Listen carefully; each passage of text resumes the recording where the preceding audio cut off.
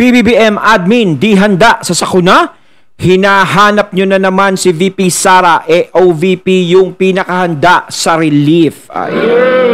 Siyempre, itong balitang ating matutunghayan ngayon ay nagmula kay Malacanang Watch 2024. Ayan, siyempre ilalagay ko sa description box ang link ng channel ni Malacanang Watch 2024 sa ating description box at para maging updated po kayo sa mga balita na kanyang inihahatid sa atin. At syempre, ito po ang inyong lingkod na si BT na magbibigay ng reaksyon at komento dito sa video na ating matutunghayan ngayon. At huwag na natin pagtagalin at sabay-sabay na nating panoorin ang laman ng video na hatid sa atin ni Malacanang Watch 2024 at bibigyan natin ng reaksyon ng balitang ito.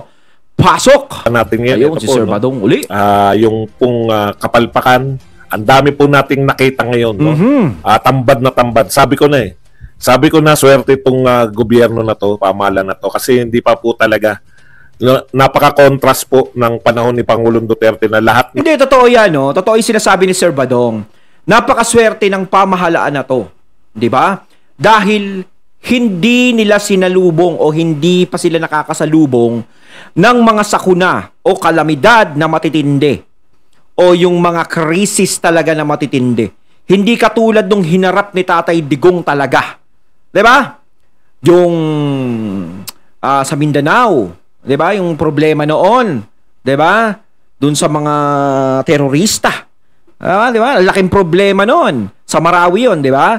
At syempre ito, yung pandemic, yung COVID na 'yan. Ayun.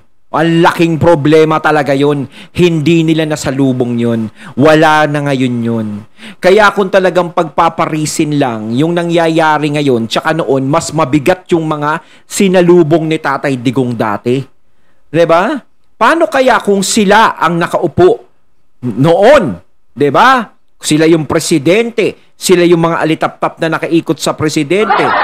Ano ang gagawin nila sa panahon ng pandemya na yun? Napakahirap talaga ng buhay noon, nung panahon na yon. At talagang gumawa si Tatay Digong para lahat tayo ay maitawid.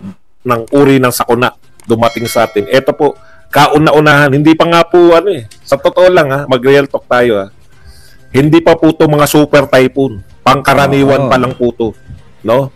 Kumbaga, yung, pwede nga itong yung tag-ulan lang. No? Unang pagsubok, unang sakuna, wala po. Yung mga pinagmamalaki na pamimigay ng ayuda, pucha, pagpanahon pala na sakuna, halos, no? Pagmukaing timawa yung mga nabahaan pa lang yan. Alam niyo po, eto, sabi na sa inyo, inunahan ko na kayo dyan, Alam niyo na naman yan, same lang, no? Hahanapan na naman ng mga propagandista nito ni BBM. Hahanapan na naman at sisisi na naman yan kay Duterte.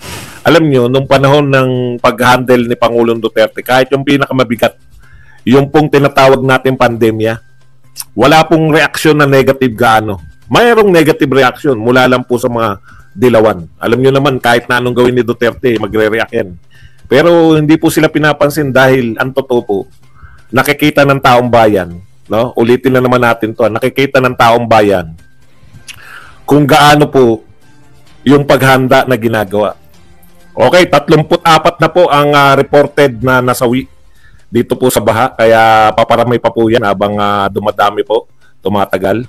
Sa Luzon pa lang po. Sa bagay, sa Luzon lang naman masyadong malakas ang tama ng bagyo sa Luzon nun. Naman maraming problema. Ito nakakatakot sa mga pronouncement niya. Wala talagang, walang malinaw no? Hindi kayang ipaliwanag. Kasi ganito, no? Kung sasabihin po nila na kaya bumaha ng ganyan dahil sa volume ng ulan, bakit hindi po tayo nakapaghanda tungkol sa volume ng ulan? Meron na po tayong pagsukat sa volume ng ulan. Wala po kami nakita, no? Na paghandang pinagawa natin. Kaya nasurpresa tayo Biglang umulan na walang humpay, tapos biglang bumaha na. Oh, grabe. Grabe yung lakas ng ulan na yon, di ba mga katunay? Magdamag nag-uulan. Tapos talagang paggising mo ng umaga, ayan na yung baha. Partida na yon. Wala pa yung high tide nun. 'Di ba? Tapos nung yung dumating na yung oras ng high tide, nako, lalong tumaas ang tubig. Kaya kawawa talaga yung mga taong mabababa ang lugar. Kaya sa amin. Kawawa kami. 'Di ba? Ganun eh. Kami tayong lahat, malamang tayong lahat ay naperwisyo nung mga panahon na 'yon. Halos kala natin magiging buong swimming pool na ang Metro Manila. Ang masakit pa nito, Mr. President, yung ang dami niyong kinatwiran. Pero ang nakalimutan po ninyo, sitahin yung inyong mga tauhan. Kasi sobra-sobra po. Yung 1 taon ninyong budget, mahigit sa 3 taon ni Pangulong Duterte sa flood control. Kumpara lang natin, 300 plus lang. Yung 1 taon ninyo, 450 billion ang pinag-uusapan dito, ha? 450. At pinagmalaki ninyo. Pinagmalaki ninyo sa zona na may 5,500. Ano po ba talaga yung ginagawa niyo sa flood control? Iba po yun sa mga kalsa-kalsada. Flood control lang talaga to. Wala po bang taga-check? Speaking of checking, di ba kayo sa Senado? Kasi kung alam mong merong ganong darating, di ba yung volume ng ulan malakas ganito, ganyan. Di ba nalalaman naman yun kung ano ang nangyayari na kapag nandiyadyaan na. So dapat pa lang doon pa lang sa simula is nabababalaan na lahat ng mga tao. Di ba? Yan yung trabaho ninyo. Hindi po yung para kayong korte. Naabot nyo na sana, di ba? Ang gusto nyo sa Pogo, naban na. Tuloy pa rin kayo sa Pogo. Sige na. Tuloy pa rin kayo dahil kinakailangan yung magpasikat eh. Dito po kayo magpasikat. Kasi pera ng taong bayan yan eh. Yang kay Lago, kanila yan. kung kaninong pera yan nakakamkam ni Go. Malamang yung pera ng mga taga-China yan. Mga China. Saka okay na yan. Ban na yung Pogo. Wala dapat na. Tapos na kayo doon. Kung meron kayong dapat intindihin, i-recommenda nyo na sampahan na ng kaso si Alice Go. Tapos na yung papel nyo. Ito po yung papel nyo. Saan napupunta yung pera ng taong bayan? Yung 450. Yan yung oversight function ng Senado. Hindi nyo maasahan yung Kongreso eh. Di ba? Kadalasan dyan, alam nyo na. Sila pa nagtuturo. Ito project. Ayan, yun nga yun eh. Di ba namimigay sila ng ayuda ng mga nakakaraan? Wala namang kalamidad ng mga nakakaraan. Ngayon is kailangan na talaga ng mga tao. Nakikita naman nila siguro ng kanilang dalawang mata yung nangyari sa mga kababayan natin. At ito na naman, may darating na namang bagyo na wag naman sanang lumakas at maging kagaya nung nakaraan. 'Di ba? Ngayon, kailangan ng mga mamamayan talaga yung ayuda na yan. Ngayon sila mamigay ng mamigay araw-araw. Talagang tatanggapin yan. Diba? Kasi kung namimigay ka ng ayuda, lagi namimigay ka, ganito, ganyan, na wala namang kalamidad, nagsasayang lang po tayo ng pera nun. No? Nagsasayang lang po. Kasi wala naman paggagamitan nun eh. O, gagamitin lang yun talaga sa pansan. Baka nga iba, ipansugal lang yun eh. Diba? Ipang sabong, ipang ano, diba? Ganun lang yan eh. Ngayon, kailangan talaga ng mga mamamayan yan. Ngayon kayo magbigay. Ngayon yung iparamdam sa mga tao na merong ganyan. Diba? Kaso nga lang, yung iba nagrereklamo na, bakit kami wala, sila meron. Diba? Hindi naman natin masisisi yung mga tao na nagrereklamo ng bakit kami wala, sila meron. Yung mga tao nagrereklamo kung bakit sila wala, diba? Kasi lahat naman talaga is naapektuhan ng baha. Lahat is naapektuhan ng bagyo na yun. Diba? Kaya kung tutulong ka lang, is lubos-lubusin mo na. Diba? Pero mas maganda is yung mga silang mga diba? Yung alam nilang dinadaanan kung bakit lumalalim ang baha. Diba? Yung mga ganyan-ganyan. Bakit ayaw nilang ipagawa na lang? Diba? Mas maganda yun ang action nila, ipagawa nila, ganito, gawin nila kung paano yung pag hindi na tayo bumaha ng ganitong kalaki. O bumabaha naman talaga, hindi naman maiiwasan, pero yung ganun kalaki, diba?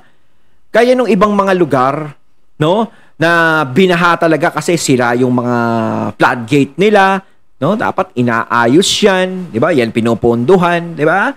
At yung mga kababayan natin na galing sa ganyan, sa kalamidad, no, kailangan ng tulong nila, doon sila magpasiklab na magbigay ng ayuda. Yun eh. Doon na yun. 'Di ba? Ko to DPWH. Kayo sa Senado inaasahan namin. Wala pa kami naririnig. Halimbawa, katulad nito. Baka tulog pa sila kasi malamig. Simple lang po naman 'yan eh. Magbigay kayo ng katulad ng ginawa nyo sa Pogo. Nag-sample kayo ng 2. Mag-sample din po kayo, tumingin po kayo. Sa 5,500, may staff naman kayo. I-check nyo ron. Asan dito yung 5,500? Tigsa 10 lang po kayo. 24 kayo. 2,400. Ay, hindi. 240. 240 ang mache-check nyo. Yung pinakamahal. Di ba? Eto, santo.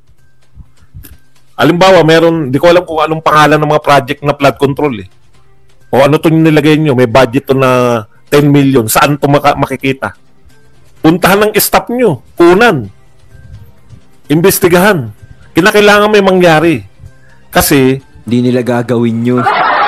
pinahiya yung alam nyo po, sa totoo lang, ito po yung gobyerno na wala talaga. May napagalitan po ba? Meron po bang sinigawan man lang? Kaya tama si PRRD. Minsan dapat minumura eh. Nagmumura eh. Hindi po dahil for the sake na magmura. Yung, ang point ni PRRD, dapat may takot sa Pangulo yung mga tauhan niya. Tama yon. Doon nagkulang talaga. Yung ipakita yung takot, no? Doon sa mga alitap-tap. Kasi kung hindi nila nakikitaan ng takot ang isang leader, wala, sasamantalahin lang nila yon. Di ba? Wala to, relax lang to, kahit ano gawin natin, kahit tarantaduhin natin, okay lang yan. Hindi kikibuyan. Basta't ngiti-ngiti lang sa atin yan. Di ba? Pag tayo sinabihan, may mali kayong ginawa.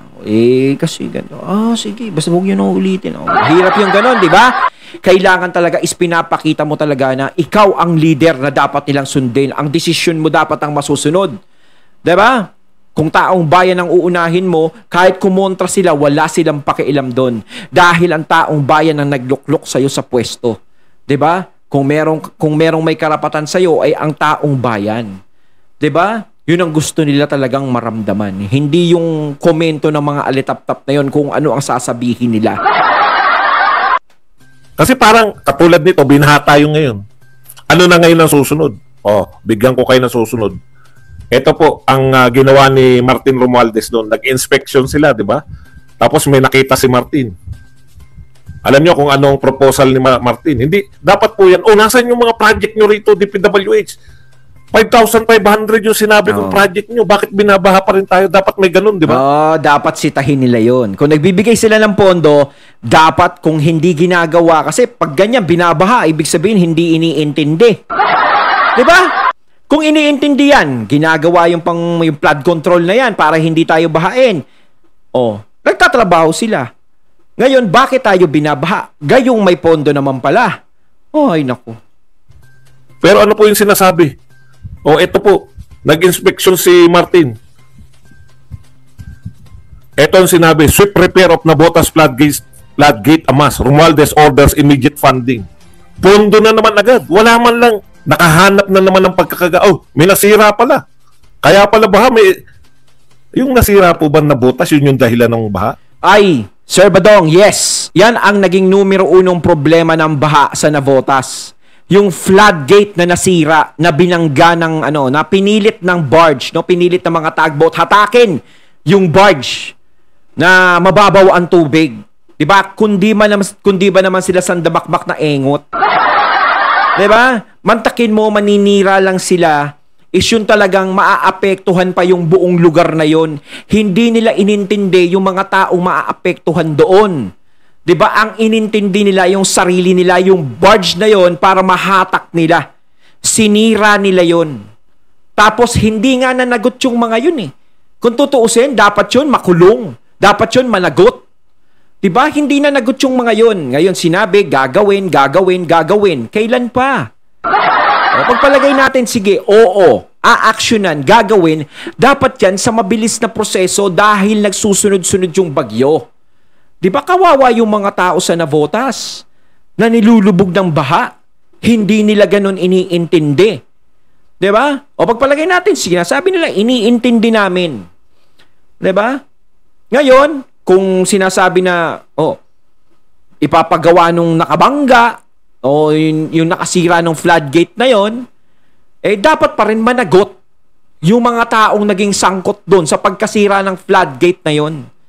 Dahil maaari pang maulit yun sa ibang lugar, Kung gagawin nila yon, 'di ba? Wala, lalaki lang yung mga ulo nun, kayo pa magagastusan. Okay lang sana kung sa inyo manggagaling yung gastos, kaso sa taong bayan ang gagaling. Kapag nasira yung floodgate na yon, o kanino kayo kukuha ng pondo? Siyempre dyan sa mga ahensya, no, na magpopondo dyan. O kanino ba nanggagaling yung pondo dyan? Siyempre sa mga mamamayan. 'Di ba? Sa mga taong bayan. Oh, mapapagawa ba yan kung kayo-kayo lang, kung sa pera nyo lang yan manggagaling? Siyempre hindi. 'Di ba? Laking halaga yan. O kaya dapat managot talaga yung nakasira niyan. 'Di ba? Yang problema baka inareglo ganyan. Bakit isa lang po ang pinuntahan nyo? Asan yung 5,500? Dapat na-check natin yan. Ilang kaya nasa Metro Manila dyan? Bahain ng Metro Manila eh. Ilan po sa 5,500 ang nasa Metro Manila? Dapat inaasikaso din nila yan, buong Metro Manila, no? Binibigyan nila ng aksyon yan, solusyon. Dahil ang Metro Manila laging binabahayan. 'Di ba? Diyan nila gamitin yung mga pondo na parang pinamimigay lang nila basta-basta. 'Di ba? Diyan sa importanteng bagay na yan. Kaya nga kung tutusin yung mga perang nalulustay sa ganyan, no, sa ginagawa nila, is maraming pupuntahan yan eh. Gaya dito sa mga kababayan natin diyan sa Metro Manila. O, 'di ba? Maaaring makatulong yan o kung paano nila masusolusyonan yung baha na yan, pondohan nila, ipagawa nila kung saan nanggagaling yung baha na yan, harangan na yan. O, diba? Doon gastusin. O, pag nalaman pa ng mga taong bayan yan, baka dagdag pogi points pa yan. Ang dali siguro ng chicken no, mga senador, no? Hindi ko po kayo tinuturuan ng trabaho nyo. Pero pwede naman yung gawin yun. Personal lang. Ilan yung staff nyo? Punta Kaso nyo hindi nga sila magsasalita. Takot lang nila. Atong mga to, pwede nyo naman kunin yan eh. Ano yung 5,500? Sige, puntahan natin yan. May video dyan. Oh, nagagawa nyo nga sa Pogo yan. Ang inuna, tignan nyo. Nakaisip na naman ang pupondohan. Bakit pa na pondo po? Ang dami nyo nang pondo eh. Ang solusyon, ang dami na natin pinondo. Tignan nyo ang sinabi ni Martin Dino. Naubos daw yung pondo. Yung 20 million na bawasan sa pagkain. Oo, ako sayang, nagpapakain ba tayong 20 million, may darating palang bagyo. Pahingili. Yung turo-turo niya. Ang sabi ni Martin, swift repair of Navotas floodgate, a must. Romualdez orders immediate funding. Ibig sabihin, mga kapatid, 450 billion a year ang pondo sa flood prevention. No? So ang solusyon, dahil binaha pa rin, no? dagdagan pa uli ang pondo. Naknang po pa. Para laki na ng pondo, dadagdagan pa no? Hindi ko makuha yung logic. Wala nangyayari, ang laki-laki ng pondo, 450 billion a year na nung panahon ni Duterte, 300 billion 3 years. Dito po ngayon, 450 billion a year. Ang takaw natin ngayon sa pondo no?